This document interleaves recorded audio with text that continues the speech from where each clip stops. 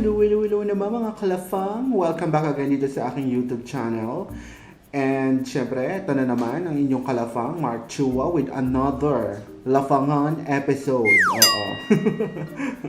Kamusta naman? At syempre, gusto ko magpasalamat sa lahat ng mga subscribers natin. At kung hindi ka pa nga subscribers, huwag mong kalimutang pindutin ang subscribe button at syempre mag-like, mag-comment at i-share mo ng banggang-bangga ito sa buong universe. So for this episode, ang ating kakainin ay eto.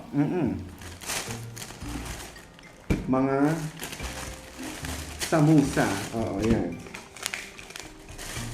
Malalaking samosa. Ito ay chicken and cheese samosa. Hindi ko alam kung anong chicken dito, kung ano yung cheese. Tingnan na lang natin mamaya pagkakainin na natin siya ng bonggang-bongga. Ayan, kita nyo ba? Ang ating mga samosa. Ito ay Indian food. Ito ay ang kanilang famous Indian street food. Kung hindi ako nagkakamali, street food nila ito.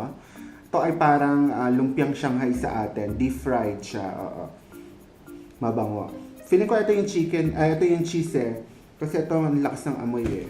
So, tara na, simulan na natin kainin ang mga samosa na. My God! Parang ano siya, alam mo yung labintador sa Philippines, ganun. Kain na tayo mga kalafang. Tama yung cheese, ang daming cheese. Saka. Ang haba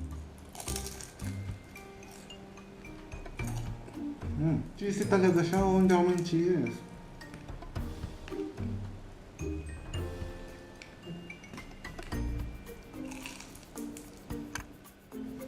So, ang susunod naman nating kakainin ay itong chicken samosa. Ang bango niya, amoy lumpiang Shanghai siya actually. Ang taba din niya, siksik yung laman. So, yan. Amoy curry. Kasi Indian foods, diba? Yung Indian food, makari sila, alam mo yun. So, tikman na natin to.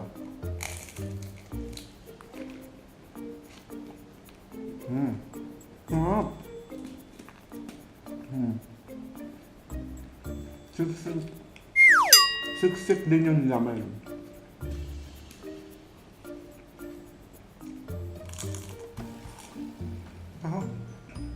Hindi siya maanghang ha.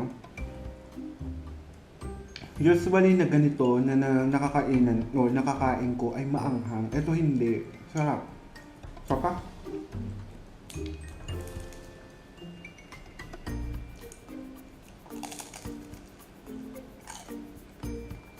Dinig mo yung tunog-tunog na yan, lutong. Actually, naghahanap siya ng dip, yung sausawan. Feeling ko parang masarap na sausawan dito ay yung sour cream. Yung mga kalafang natin na nandito sa Middle East, yan, subukan ninyo yung mga samosa dyan sa mga lugar ninyo. At nako, mag-i-enjoy kayo. Hanapin nyo yung pinakamasarap dyan sa lugar ninyo kasi ganun yung ginagawa ko eh. So ayan mga kalafang, nabusog na ako. 3 nitong chicken at 3 ng cheese ang aking kinain. So total of 6 na samosa na ganito kalaki. Busog, lusog.